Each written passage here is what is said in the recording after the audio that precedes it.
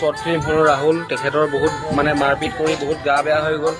এয়া ঔষধ পিল আনি দিয়া হৈছে।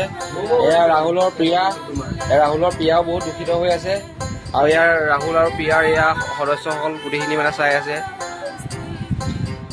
আমাৰ ৰাজে দুআষাৰমান কম বুলি ভাবিছে।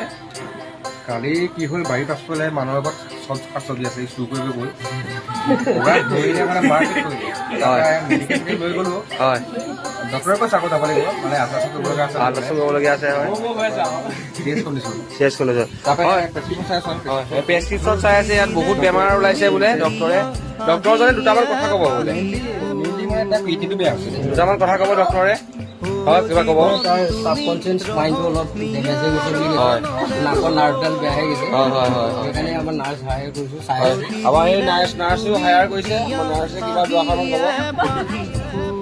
এতিয়া হেৰিয়ৰ এই